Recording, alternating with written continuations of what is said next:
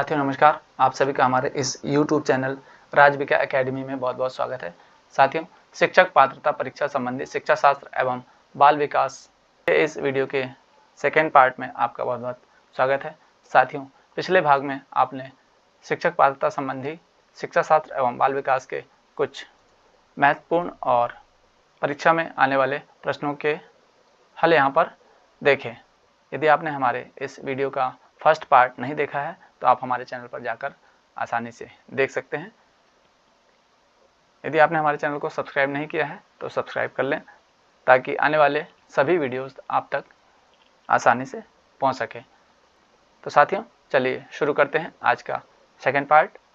इसके पूर्व में हमने क्वेश्चन नंबर 1 से क्वेश्चन नंबर 25 तक फर्स्ट पार्ट में देख लिया था। आज हम सेकंड पार्ट में क्वेश्चन नंबर 26 से 50 तक कुछ इम्पॉर्टेंट प्रश्न देखेंगे। तो साथियों, शुरू करते हैं आज का second part. Question number 26, social development का क्या अर्थ है। यहाँ पर 4 ऑप्शन दिए हैं। शारीरिक विकास, बी सामाजिक व्यवहार का विकास, सी मानसिक विकास और डी भाषा विकास। तो यहाँ पर प्रश्न है सोशल डेवलपमेंट, तो इसका सीधा अर्थ है सामाजिक व्यवहार का विकास। इसका सही ऑप्शन है उत्तर बी। इसमें बच्चा समाज में रहना, दूसरों से व्यवहार करना और नियमों को समझना सीखता है। अगला प्रश्न है मैच्योरेशन या परिपक्वता क्या है। इसके ऑप्शन है सीखना, बी अभ्यास, सी जैविक विकास और डी खेल। तो इसका सही उत्तर है सी जैविक विकास। यह शरीर और मस्तिष्क का प्राकृतिक या बायोलॉजिकल विकास है जो बिना सिखाए भी होता है। इसे ही हम मैच्योरेशन या परिपक्वता कहते हैं। अगला प्रश्न है हेरिडिटी या आनुवांशिकता का संबंध किससे है। इसके ऑप्शन है ए वातावरण, बी शिक्षा, सी माता पिता से मिलने वाले गुण और डी समाज। तो जैसे कि आप सभी जानते हैं, आप सभी ने साइंस जरूर पढ़ी होगी। आनुवांशिकता मुख्य रूप से माता पिता से मिलने वाले गुणों से प्राप्त होती है। इसके सही उत्तर हैं सी, जैसे रंग, कद, बुद्धि आदि गुण माता पिता से ही मिलते हैं।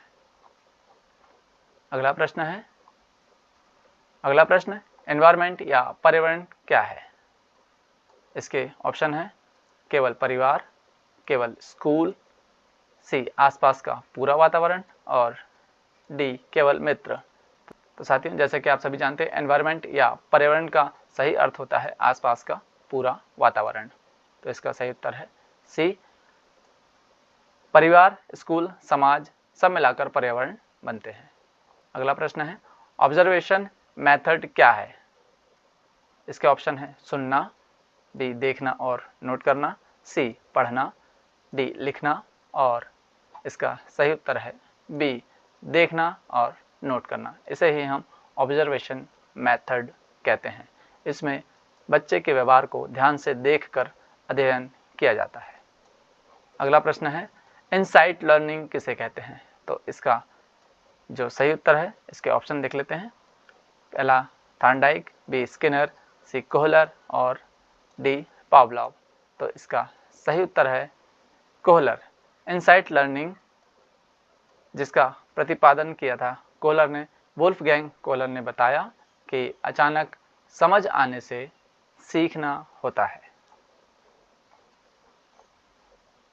लॉ ऑफ इफेक्ट किसका सिद्धांत है।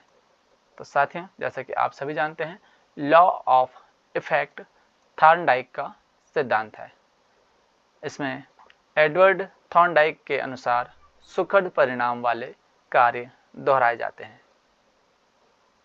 अर्थात बच्चे को जो भी बहुत अच्छा लगता है उसे वह बार बार करता है।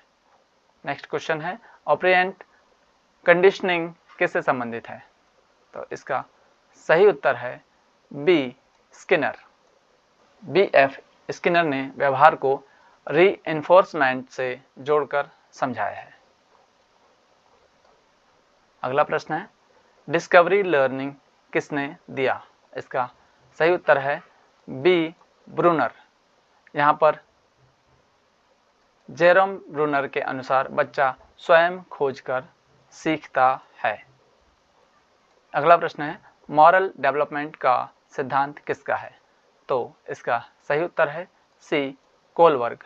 लॉरेंस कोलबर्ग ने नैतिक विकास के चरण बताए हैं। अगला प्रश्न है, सीखना जीवन भर चलता है, यह कथन ए गलत है, बी सही है, सी आंशिक है, डी कोई नहीं। तो जैसा कि आप सभी जानते हैं, सीखना जीवन भर चलता है, यह कथन बिल्कुल सही है, अर्थात इसका सही उत्तर है बी, सीखना एक लाइफ लॉन्ग प्रोसेस है। अगला प्रश्न है, खेल द्वारा सीखना प्रभावी है क्योंकि समय बर्बाद होता है, रुचि बढ़ती है, कठिन है, बेकार है। खेल द्वारा सीखना प्रभावी है क्योंकि इसमें रुचि बढ़ती है। बच्चे खेल में अधिक रुचि लेते हैं, इसलिए सीखना आसान होता है।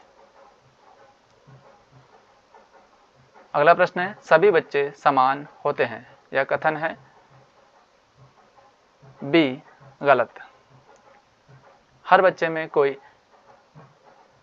बच्चे में इंडिविजुअल डिफरेंसेस अनिवार्य रूप से होते हैं। अगला प्रश्न है, शिक्षक की भूमिका क्या होनी चाहिए? तो शिक्षक की भूमिका होनी चाहिए मार्गदर्शक की। यहाँ पर उत्तर है बी, शिक्षक फैसिलिटेटर की भूमिका निभाता है। अगला प्रश्न है, कक्षा में विविधता या डाइवर्सिटी का क्या अर्थ है? इसका सीधा अर्थ है बी, भिन्नता। सभी बच्चों की पृष्ठभूमि अलग अलग होती है। अगला प्रश्न है, प्रेरणा का सीखने पर क्या प्रभाव है? कोई नहीं, नकारात्मक, सकारात्मक, कम। तो इसका सही उत्तर है सी, सकारात्मक। प्रेरणा से सीखने की गति बढ़ती है। अगला प्रश्न है, परीक्षा का उद्देश्य क्या होना चाहिए? डराना, केवल अंक देना, मूल्यांकन और डी सजा। तो परीक्षा का मूल या मुख्य उद्देश्य केवल और केवल मूल्यांकन होना चाहिए। परीक्षा से सीखने का स्तर पता चलता है, जो कि मूल्यांकन से होता है। रटने से बेहतर क्या है? याद करना, समझना, लिखना, सुनना। तो साथियों, रटने से बेहतर है समझना, जैसे कि आप सभी जानते हैं। इसका उत्तर है बी, समझने से दीर्घकालीन सीख उत्पन्न होती है। अगला प्रश्न, बालक की प्रकृति कैसी होती है? तो बालक की प्रकृति हमेशा सक्रिय होती है। यह बहुत ही आसान प्रश्न है। बी, बच्चा स्वभाव से जिज्ञासु और सक्रिय होता है। साथियों, हमारे इस वीडियो के इस भाग का अंतिम प्रश्न, शिक्षा का मुख्य उद्देश्य क्या है? तो शिक्षा का मुख्य उद्देश्य समग्र विकास होता है। इसका उत्तर है सी, शिक्षा का लक्ष्य बच्चे का संपूर्ण या होलिस्टिक विकास करना है। साथियों, यदि आपको हमारा वीडियो अच्छा लगा हो तो इसे लाइक करें, शेयर करें, और यदि आपने हमारे इस चैनल को अभी तक सब्सक्राइब नहीं किया है तो सब्सक्राइब कर लें, ताकि इसी प्रकार के बहुत ही मोटिवेशनल और इन्फॉर्मेटिव वीडियोस आप तक पहुंचते रहें। Thank you. जय हिंद, जय भारत।